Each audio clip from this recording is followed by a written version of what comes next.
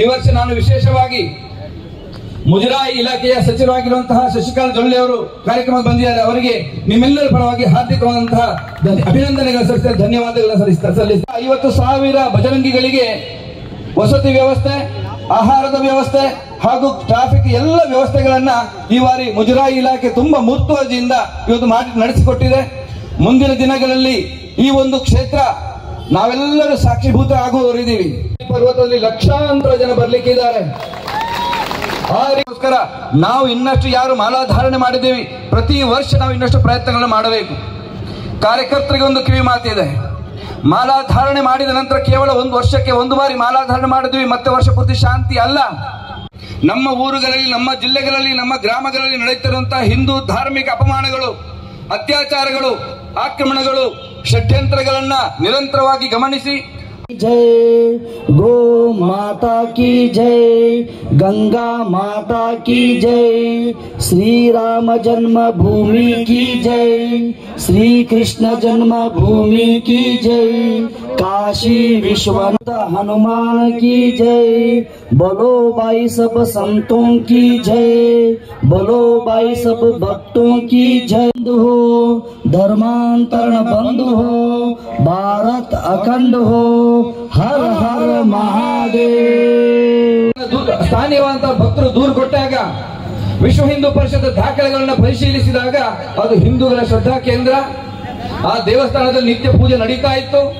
ಆ ದೇವಸ್ಥಾನಕ್ಕೆ ಕೆಳದಿಯ ರಾಜರು, ಮೈಸೂರಿನ ರಾಜರು 200 ಎಕರೆ ಜಾಗವನ್ನ ಉಂಬಳಿಯಾಗಿ ಕೊಟ್ಟಿದ್ರು. ಅಲ್ಲಿ ಬೆಳ್ಳಿ, ಚಿನ್ನದ ಬೇರೆ ಬೇರೆ ದೇವರ ಆಭರಣಗಳಿತ್ತು. ಬರದಿಂದ ಭಕ್ತರಿಗೆ ತಂಗ್ಲಿಕ್ಕೆ ವ್ಯವಸ್ಥೆ ಇತ್ತು. ಎಲ್ಲವೂ ಇತಿಹಾಸದಲ್ಲಿ ಬರೆದಿದೆ. ನಾವು ಅದನ್ನು ಕೋರ್ಟಿಗೆ ಹಾಕಿದ್ವಿ. ಈಗ ಕೋರ್ಟ್ ನಿರಂತರವಾಗಿ ಯುದ್ಧ ನಡೀತಾ ಇದೆ. ದುರ್ದೈವ, ಇಷ್ಟು ವರ್ಷಗಳ ಕಾಲ ಆ ಗುಹಾಂತರ ದೇವಾಲಯ, ಸುಂದರ ಒಂದು ಪರ್ವತ, ಅದರೊಳಗೊಂದು ಗುಹೆ, ಆ ಗುಹೆಯಲ್ಲಿ 4 ಪೀಠಗಳಿದೆ. ಆ ಪೀಠಗಳು ಏನು ಅಂತ ಹೇಳಿದ್ರೆ, ಗುರು ದತ್ತಾತ್ರೇಯರು 4 ವೇದಗಳನ್ನು ಪಠನ ಮಾಡ್ತಾ ಇದ್ದಂತಹ ಜಾಗ ಅನ್ನೋದು ಪ್ರತೀತಿ ಇದೆ. ಆದ್ರೆ ಆ 4 ಪೀಠಗಳನ್ನ ಗೋರಿಗಳನ್ನಾಗಿ ನಿರ್ಮಾಣ ಮಾಡಿ ಇದೊಂದು ಭಾವೈಕ್ಯದ ಕೇಂದ್ರ ಅಂತ ಬಗಳ ಬಿಡುವಂತ ಕೆಲಸವನ್ನು ಇಸ್ಲಾಂ ಸಮಾಜ ಮಾಡಿತು. ಹಿಂದೂ ಸಮಾಜ ಹೇಡಿ ಸಮಾಜ ತರ ಹಿಂದೆ ಯೋಚನೆ ಮಾಡಿಲ್ಲ. ಹೌದು, ಇರಬಹುದು ಒಂದು ಜೈ ಅಂತ ಹೇಳ್ಬಿಡ್ತು. ಅದರ ಹೋರಾಟ ಸಂಘರ್ಷಕ್ಕೆ ಹೋಗೇ ಇಲ್ಲ. 100 ವರ್ಷಗಳ ಕಾಲ ಆಗಿನ ಹಿಂದೂ ಸಮಾಜ ಸುಮ್ಮನೆ ಕೂತ್ಕೊಂಡ್ಬಿಡ್ತು. ನಿಧಾನಕ್ಕೆ ಮುಸಲ್ಮಾನ ಕೈಗೆ ಹೋಗಿತ್ತು. ಅಲ್ಲಿಯ ಎಲ್ಲ ಆಡಳಿತ, ಎಲ್ಲ ಸಂಬಂಧ, ಎಲ್ಲ ವಿಚಾರಗಳು ಬರುವಂತಹ ಏನು ಸ್ವಲ್ಪ ಆದಾಯ ಎಲ್ಲವೂ ಇಸ್ಲಾಮಿಕ ಹೋಗ್ಲಿಕ್ಕೆ ಪ್ರಾರಂಭ ಆಯಿತು. ಯಾವಾಗ ಸಂಘಟನೆ ಅದನ್ನ ಕೈಗೆತ್ತಿಕೊಳ್ತು, ಇಡೀ ಸಮಾಜದ ಜಾಗರಣೆ ಪ್ರಾರಂಭ ಆಯಿತು. ಕರ್ನಾಟಕದಲ್ಲಿ ಭಜರಂಗ ಪ್ರಾರಂಭ ಆಯಿತು. ಚಿಕ್ಕಮಗಳೂರಿನ ದತ್ತಪೀಠದ ನೈಜ ಇತಿಹಾಸವನ್ನ ರಥಯಾತ್ರೆಗಳನ್ನ ಮಾಡಿ ಹಳ್ಳಿಗೆ ರಥಯಾತ್ರೆ ತಗೊಂಡು ಹೋದ್ವಿ. ಜನಜಾಗೃತಿ ಆಯಿತು. ಇವತ್ತು ಹೇಗೆ ನಾವು 30-40 ಸಾವಿರ ಸಂಖ್ಯೆಯಲ್ಲಿ ಮಾಲಾಧಾರಣೆ ಮಾಡಿ ಹನುಮನ ಪಾದಕ್ಕೆ ದರ್ಶನಕ್ಕೆ ಬರ್ತೀವೋ, ಅದೇ ರೀತಿಯಲ್ಲಿ ಪ್ರತಿ ವರ್ಷ ದತ್ತ ಜಯಂತಿಯ ದಿನ, ಅಂದರೆ ನಾಳೆಲ್ಲ ನಾಡ್ದು ದತ್ತ ಜಯಂತಿ ಇದೆ. 8ನೇ ತಾರೀಕಿಗೆ ಕರ್ನಾಟಕ ದಕ್ಷಿಣ ಭಾಗದ ಎಲ್ಲ ಬಜರಂಗದಳ ಕಾರ್ಯಕರ್ತರು ಕಳೆದ 10 ದಿನಗಳಿಂದ ಅವರವರ ಊರಲ್ಲಿ ಮಾಲೆಯನ್ನು ಧಾರಣೆ ಮಾಡಿದ್ದಾರೆ. 8ನೇ ತಾರೀಕಿಗೆ ಎಲ್ಲರೂ ದತ್ತಪೀಠಕ್ಕೆ ಬರ್ತಾರೆ. ಇದರ ಉದ್ದೇಶ ಏನು? 2 ಕಾರಣ. ಸದ್ಭಾವನೆಯನ್ನು ಮೂಡಿಸಬೇಕು. ನಾವು ಒಂದು ಭಾವನೆ ನಿರ್ಮಾಣ ಮಾಡಬೇಕು. ಸಂಸ್ಕಾರವನ್ನು ತುಂಬಬೇಕು.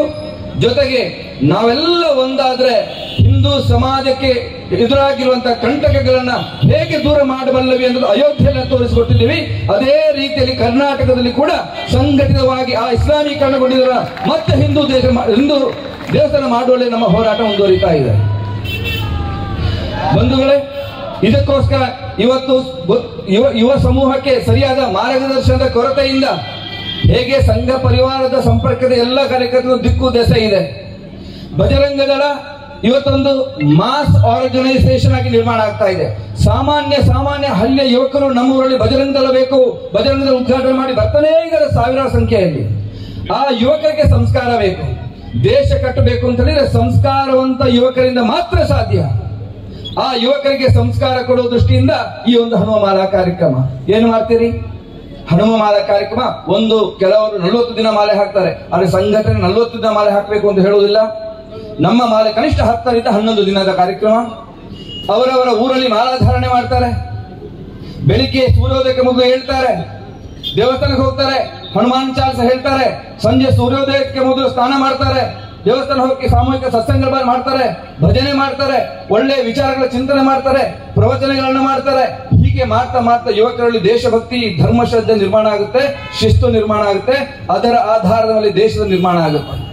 ಈ ಒಂದು ಕಲ್ಪನೆಯಿಂದ ಇದು ಕೇವಲ ಕೇವಲ ಕೇವಲ ವಿಶ್ವ ಹಿಂದೂ ಪರಿಷತ್ ಬಜರಂಗ ಸಂಘಟನೆಯ ಕಾರ್ಯಕ್ರಮ. ಈ ದೇಶವನ್ನು ಕಟ್ತೀವಿ, ನಾವೆಲ್ಲ ದೇಶವನ್ನು ಮತ್ತೆ ಒಂದೇ ಮಾಡ್ತೀವಿ ಅಂತ ಹೊರಟಿದ್ದಾರೆ. ಆ ಶ್ರದ್ಧಾ ಒಂದು ಪ್ರಕರಣ ನೋಡಿದೀವಿ. ಇಸ್ಲಾಂ ಅಂದ್ರೆ ಶಾಂತಿ ಅಂತ ಹೇಳ್ತಾರೆ. ಇಡೀ ಜಗತ್ತಿನಾದ್ಯಂತ ಅಶಾಂತಿಯನ್ನೇ ಸೃಷ್ಟಿ ಮಾಡಿರುವಂತಹ ಇಸ್ಲಾಂ ಸಮಾಜ ಶಾಂತಿಯ ಹೆಸರಿನಲ್ಲಿ ಇವತ್ತು ದೇಶವನ್ನು ಕಟ್ತೀವಿ ಅಂತ ಹೊರಟಿದ್ದಾರೆ. ಈ ಲವ್ ಜಿಹಾದ್ ಯಾಕೆ ಮಾಡ್ತಾ ಇದ್ದಾರೆ? ಲ್ಯಾಂಡ್ ಜಿಹಾದ್. ಆಯಕಟ್ಟಿನ ಜಾಗದಲ್ಲಿ, ರಸ್ತೆ ಬದಿಗಳಲ್ಲಿ ಎಕರೆ ಎಕರೆಗಟ್ಟಲೆ ಜಾಗವನ್ನು ತಗೊಂಡು ಮಸೀದಿಗಳನ್ನ, ಮದ್ರಾಸಗಳನ್ನ, ದರ್ಗಾಗಳನ್ನ ಯಾಕೆ ಕಟ್ತಾರೆ? ಗ್ರಾಮಗಳಲ್ಲಿ ಹಿಂದೂಗಳನ್ನ ಮತಾಂತರ ಮಾಡುವಂತ ಪ್ರಕ್ರಿಯೆ ಕ್ರೈಸ್ತ ಸಮಾಜ ಯಾಕೆ ಮಾಡುತ್ತೆ? ಹಿಂದೂ ಸಮಾಜ ಇದರ ಬಗ್ಗೆ ಜಾಗೃತಗೊಳ್ಳಬೇಕಾಗಿದೆ.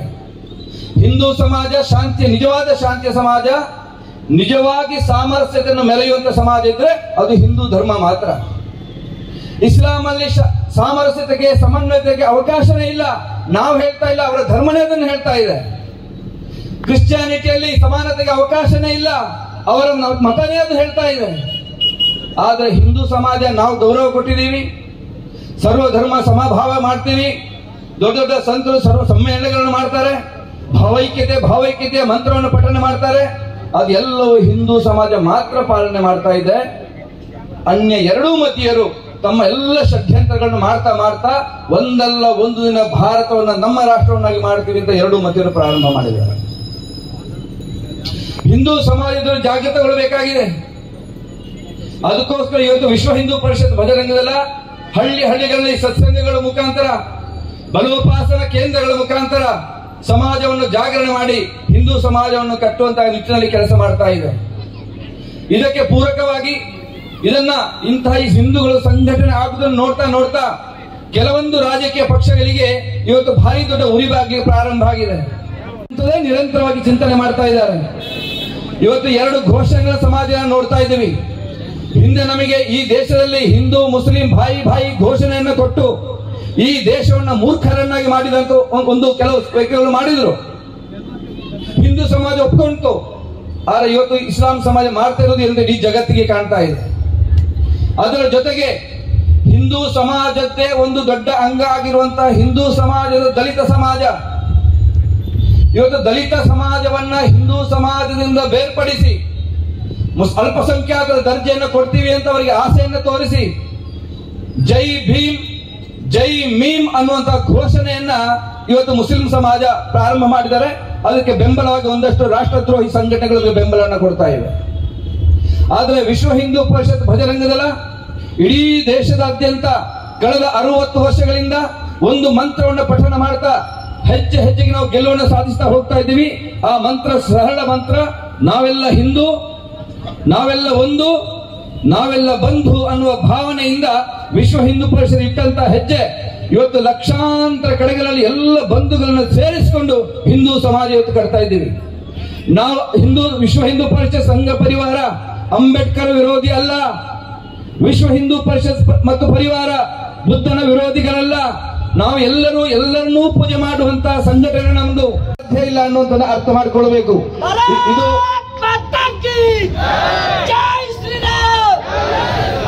ಸಾಕ್ಷಾತ್ ಕೃಷ್ಣ ಪರಮಾತ್ಮನೇ ಹೇಳಿದ್ದಾನೆ, ಸಂಘೇ ಶಕ್ತಿ ಕಲಯುಗೆ ಅಂತ. ಕಲಿಯುಗದಲ್ಲಿ ಹಿಂದೂ ಧರ್ಮದ ಸಂಘಟನೆಗೋಸ್ಕರ ಯಾವುದೇ ಪವಾಡ ಪುರುಷರು ಬರಲ್ಲ. ಸಂಘೇ ಶಕ್ತಿ ಕಲಯುಗೆ, ಸಂಘಟನೆಗಳೇ ಹಿಂದೂಗಳನ್ನ ಸಂಘಟನೆ ಮಾಡಿ ಈ ದೇಶವನ್ನ ನಿರ್ಮಾಣ ಮಾಡ್ತಾರೆ, ದೇಶವನ್ನು ಕಟ್ತಾರೆ, ದೇಶವನ್ನು ಉಳಿಸ್ತಾರೆ ಅಂತ. ಧರ್ಮದ ಪರವಾಗಿ ನಿಂತು ಧರ್ಮಕ್ಕೆ ಜಯ ತಂದು ಕೊಡುವಂತ ಕೆಲಸ ಸಂಘಟನೆ ಮಾಡುತ್ತೆ ಅಂತ ಕೃಷ್ಣ ಪರಮಾತ್ಮ ಸಾವಿರಾರು ವರ್ಷಗಳ ಹಿಂದೆ ಹೇಳಿದ್ದಾನೆ. ಇವತ್ತು ಆಗ್ತಾ ಇರೋದು ಅದೇ.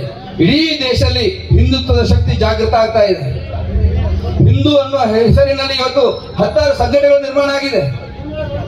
ಇಡೀ ದೇಶದಲ್ಲಿ ನಾವೆಲ್ಲ ಒಂದು ಅನ್ನೋ ಭಾವನೆ ನಿರ್ಮಾಣ ಆಗ್ತಾ ಇದೆ.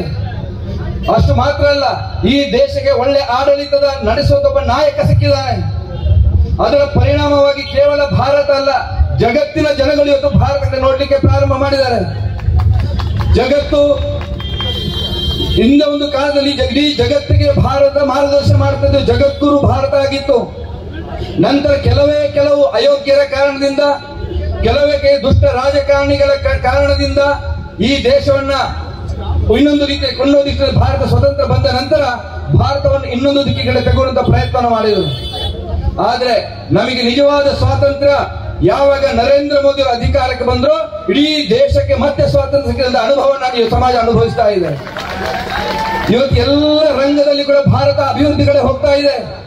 ಧಾರ್ಮಿಕ ಕ್ಷೇತ್ರ ಇರ್ಬೋದು, ರಾಜಕೀಯ ಕ್ಷೇತ್ರ ಇರ್ಬೋದು, ಅಥವಾ ಶೈಕ್ಷಣಿಕ ಕ್ಷೇತ್ರ ಇರ್ಬೋದು, ಹೀಗೆ ಯಾವ ಯಾವ ರಂಗಗಳು ವಲಯಗಳಿದೆ ಎಲ್ಲದಲ್ಲಿ ಕೂಡ ಭಾರತ ಮುಂದುಗಡೆ ಹೋಗ್ತಾ ಇದೆ. ಪರಿಣಾಮ ಇವತ್ತು ಇಡೀ ದೇಶ ಭಾರತ ಕಡೆ ನೋಡ್ಲಿಕ್ಕೆ ಪ್ರಾರಂಭ ಆಗಿದೆ. मंदिर निर्माण का मार्ग प्रशस्त हो गया है। राम जी का मंदिर आकार ले रहा है। 76 लड़ाइयों में 4.25 लाख हमारे पुरखों के बलिदान के बाद और 1977 में 1984 में 77वीं लड़ाई जो चली, उसमें तमाम हमारे बंधुओं के बलिदान के बाद यह सुदिन आया है। लेकिन रामलला की जन्मभूमि पर मंदिर निर्माण राष्ट्रीय स्वाभिमान के पुनर्प्रतिष्ठा के महायज्ञ की पूर्णाहुति नहीं है। यह राष्ट्रीय स्वाभिमान के पुनर्प्रतिष्ठा के महायज्ञ का श्री गणेश है। श्री गणेश है। स्वतंत्र भारत में देश की राजधानी में अकबर रोड है, देश की राजधानी में लोधी रोड है, देश की राजधानी में तुगलक रोड है। लाखों हिंदुओं का संहार करने वाले, गौ की हत्या करने वाले और ऐसे टीपू को महिमा मंडित करने वाला विचार इस देश में है।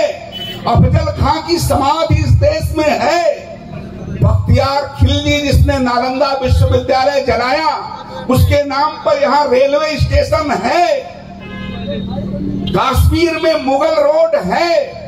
और जिस देश में गौ को माता माना जाता है, उस देश में गौ के रक्त से इस देश की पवित्र नदियां दूषित हो रही हैं। बंधुओं, जब तक इस देश में यह पराधीनता के प्रतीक, यह अपमान के प्रतीक, यह नाम, स्मारक, सड़कें यह समाप्त नहीं हो जाती, तब तक यह राष्ट्रीय स्वाभिमान के पुनर्प्रतिष्ठा के यज्ञ की पूर्णाहुति नहीं होगी। इसमें टीपू का महिमा मंडन करने वाले लोग, इस देश में बख्तियार खिलजी का महिमा मंडन करने वाले लोग, इस देश में मुगलों को भी अच्छा मानने वाले लोग, इस देश में अकबर को भी महान मानने वाले लोग, इस विचार के लोगों से हमारी लड़ाई है। बंधुओं, इस देश में आज भी धर्मांतरण चल रहा है। 1947 में 14 अगस्त को देश का बंटवारा हुआ था। इस देश के 62 जिले, इस देश के पंजाब आधा, बंगाल आधा, सिंध, बलूचिस्तान, उत्तरी पश्चिमी सीमा प्रांत, ऐसे 29% भूभाग को लेकर इस देश का बंटवारा किया गया था। और बंटवारा किनके लिए हुआ था? जिन्होंने कहा था हमें अपना कानून चाहिए, हमें अपना परचम चाहिए, हमें अपनी पहचान चाहिए, उनके लिए पाकिस्तान बना था। केवल 23% में से 14% गए, 9% यहां रह गए। आज स्वाधीनता के 75 वर्ष बाद फिर वही बात, हमें अपनी पहचान चाहिए, हमें अपना कानून चाहिए, हम फतवे के आधार पर चलेंगे। अगर फतवे के आधार पर चलना था तो जो देश बटा था वहां जाना था, अपना कानून चाहिए था तो वहां जाना था, यहां रहना था तो इस देश के प्रधान, इस देश के विधान, इस देश के पूर्वज, इस देश की परंपरा, इस देश की मान्यता, इस देश के मान बिंदु, इसका सम्मान करना होगा, तभी भारत में रहना होगा।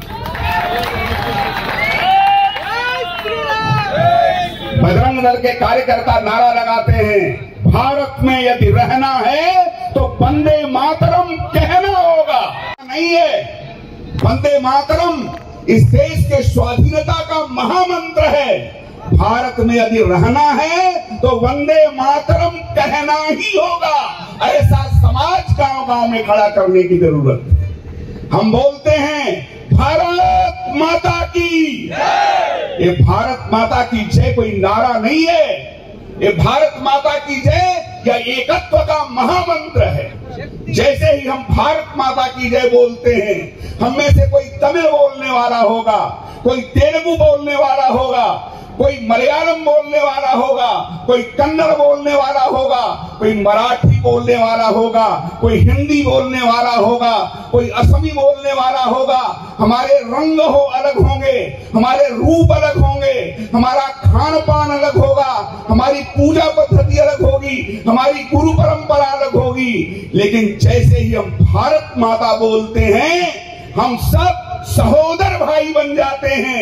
ये हमारी मां है और हम इसके पुत्र हैं। गिलगित से कन्याकुमारी तक फैली यह भारत माता, हिमालय जिसका मुकुट है, विंध्याचल जिसकी कमर है, नर्मदा मैया जिसकी करधनी है, सागर जिसके पांव पखारता है, यह हमारी मां है और हम इसके पुत्र हैं।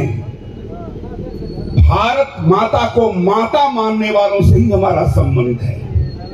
भारत माता का पुत्र होना और भारत का नागरिक होना, दोनों में बहुत अंतर है। इटली वाला भी भारत का नागरिक हो सकता है, लेकिन भारत माता का पुत्र वही होगा जो भारत को माता मानता होगा, 12 ज्योतिर्लिंग मानता होगा, 52 शक्तिपीठ मानता होगा, 4 धाम मानता होगा। ऐसे भारत माता के पुत्र हमारे भाई हैं। तो मुस्लिम भाई भाई का नारा लगा रहे हो, नारा लगाने से कोई भाई नहीं बनता, प्रस्ताव पारित करने से कोई भाई नहीं बनता, कानून बनाने से कोई भाई नहीं बनता। भाई के लिए एक माई जरूरी होती है। जो भारत को माता नहीं मानता, जो गाय को माता नहीं मानता, जो राम को पूर्वज नहीं मानता, चाहे जितने नारे लगा दो, वो इस देश में भाई बनकर नहीं रह सकता। भाई बनने की शर्त है कि भारत माता को माता मानो। लेकिन देश की संविधान की शपथ लेने वाले भी आज बोलते हैं मैं भारत माता की जय नहीं बोलूंगा।